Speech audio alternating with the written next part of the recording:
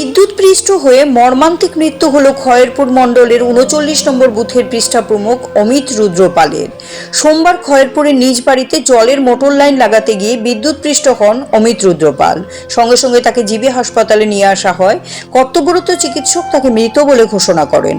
অমিত রুদ্রপালের মৃত্যুর খবর শুনতে পেয়ে জিবি হাসপাতালে ছুটে আসেন এলাকার বিধায়ক রতন চক্রবর্তী।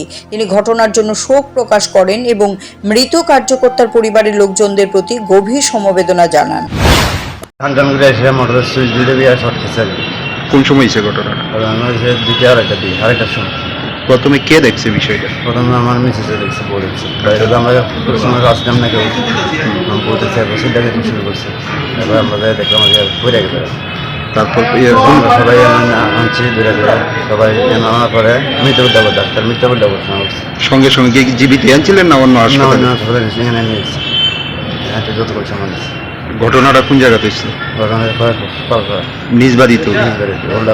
কি মনে হয়, মানে মোটরের তার কোনো লিকেজ আছিল বা? হ্যাঁ, লিকেজ আছিল। ভাইয়ের নাম কি? বয়স কত? 27 বছর। কি করতো ভাই? সিকিউরিটি। কোন জায়গাতে কর্মরত?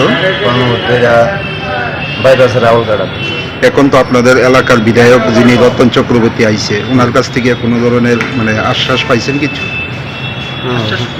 আশ্বাস তো দিছে, তাই না কিছু আর্থিকভাবে কোনো ধরনের সহায়তা করবে এরকম? কোনো ধরনের সহায়তা করবে এরকম কিছু দিছে না? আমাদের কিছু কথা বলছি না, করবো বলছে।